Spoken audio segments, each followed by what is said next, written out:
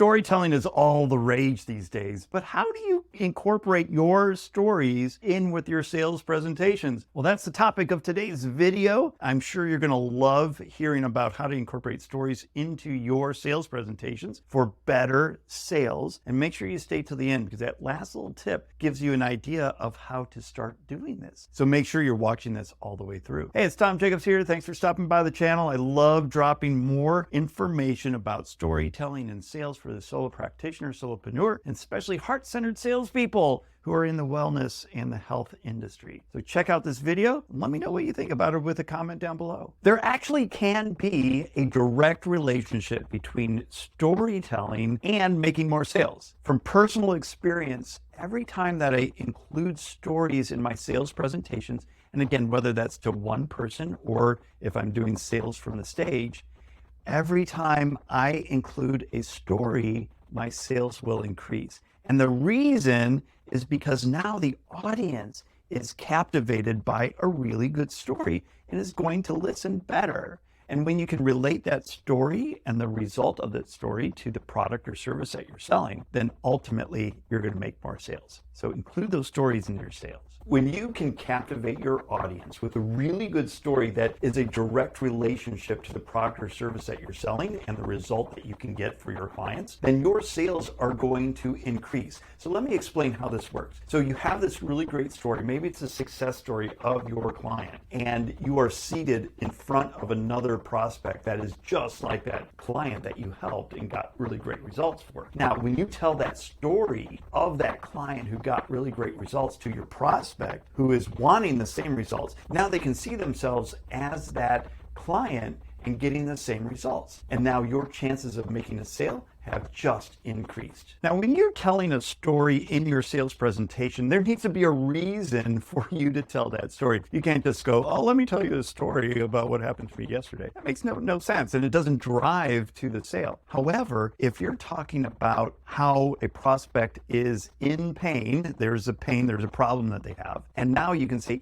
your situation is very similar to this other client that I was able to help, and this is where they were, this is what we did, and now this is where they are. And that's a very simple framework for making sure that the stories that you include in your sales presentations are relevant and make the sale. When you're telling those stories, a really clever technique to include in your storytelling is a way of getting rid of all objections that you might get. And a really clever way of doing that is to include those objections in the stories that you tell. So maybe you're talking about Jane, a previous client who was struggling with getting more clients in her business, and she came to you for sales advice and ultimately signed up, but took about a month to think about it. And in that month, she lost another 4 clients. And you can relate this as a way of saying, well, can you imagine if she had taken action earlier, she would not have lost those 4 clients. Does that make sense, prospect? And now they're thinking, oh yeah, I should do this sooner rather than later. And now you've eliminated the whole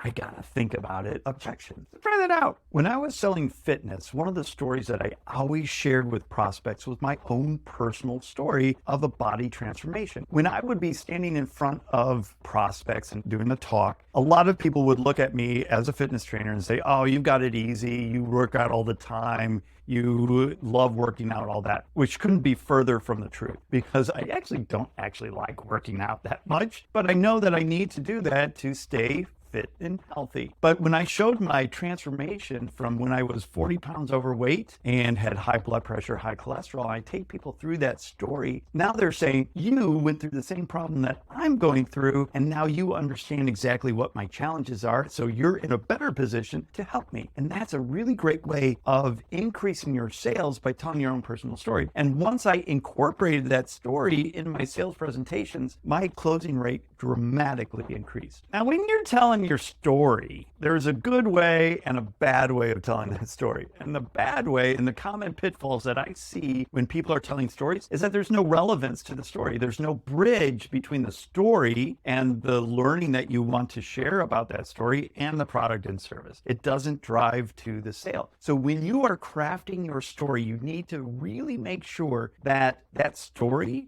has a bridge to the product and service that you sell and why it's important to share that story with your prospect. And when you do that, when there's a direct correlation between the story and the product and the service, then you are definitely going to be able to make a sale, and you're not going to fall down that pitfall that I see so many people do. Now, the best way to start with storytelling in your sales presentations is to find the relevant story for your product or service. And that story could be somewhere from your life, and it doesn't have to be a tragedy, it could be a comedy, but you need to take an inventory of all the different moments in your life where you learn something and start to craft stories for the ones that are most relevant to the product and service that you're selling and why you're passionate about getting people involved in that. And one really great way of doing that is by downloading my very special workbook called the Storybook, and you can grab that at my website.